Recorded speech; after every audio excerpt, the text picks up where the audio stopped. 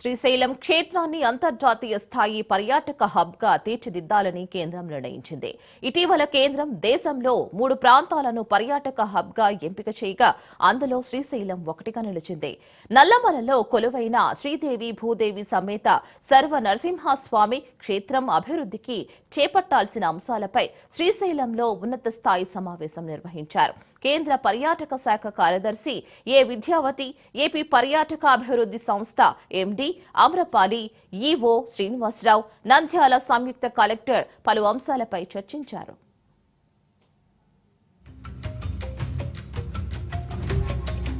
శ్రీగిరికి వచ్చే వారికి మరింత పర్యాటక అనుభూతిని కలిగించడానికి ఎలాంటి చర్యలు తీసుకుంటే బాగుంటుందనే అంశాలపై సమీక్షించారు. ఎలాంటి సేవలు అందుబాటులోకి తెస్తే పర్యాటకంగా మరింత అభివృద్ధి చెందుతుందన్న అంశాలపై అభిప్రాయాలు సేకరించారు.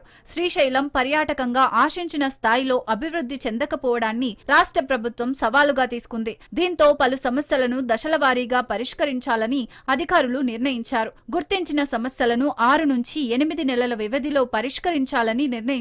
రానున్న రోజుల్లో మరిన్ని సమావేశాలు నిర్వహించి శ్రీశైల అంతర్జాతీయ పర్యాటక హబ్గా తీర్చిదిద్దడానికి చేయాల్సిన పనులపై దశలవారీగా చర్చించనున్నారు.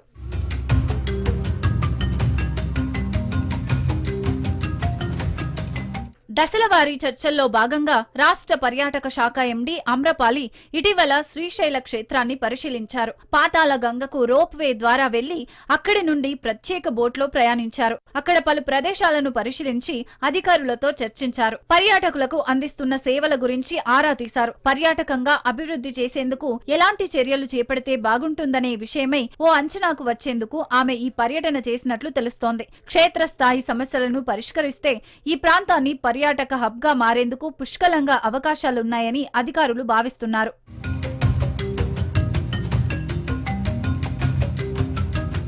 శ్రీశైల యాత్రకు వచ్చిన పర్యాటకులు 4 రోజుల పాటు బస చేసి ఇక్కడి పర్యాటక ప్రదేశాలను సందర్శించుకునేందుకు ఎటువంటి చర్యలు తీసుకోవాలనే అంశాలపై చర్చించారు. క్షేత్ర పరిధిలో ప్రస్తుతం ఆటోలు, సైట్ సీయింగ్ జీపులు, యజమానులకు ఏమైనా గుర్తింపు కార్డులు ఉన్నాయా, ఎంత ఛార్జీలు వసూలు చేస్తున్నారు అనే విషయాలపై కూడా చర్చించారు. శ్రీశైలం, ద్వారకా, ఖుజురహో ప్రదేశాలను ప్రపంచ స్థాయి పర్యాటక కేంద్రాలుగా అభివృద్ధి చేయాలని కేంద్ర ప్రభుత్వం నిర్ణయించింది.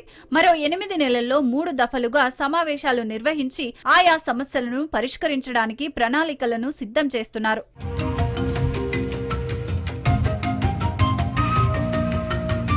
మొత్తం మీద శ్రీశైల దేవస్థానానికి అంతర్జాతీయ పర్యాటక హబ్బుగా రావడం శుభ పరిణామం అని చెప్పవచ్చు. అటు ఆధ్యాత్మిక క్షేత్రం, ఇటు పర్యాటక క్షేత్రంగా కూడా విరాజిల్లుతుంది. ఎందుకంటే నల్లమల అటవీ ప్రాంతంలో వెలిసిన క్షేత్రం కాబట్టి శ్రీశైల క్షేత్రానికి మహర్దశ కొనసాగుతుందని చెప్పవచ్చు. వీడియో జర్నలిస్ట్ శివశంకర్తో మధు, రాజును.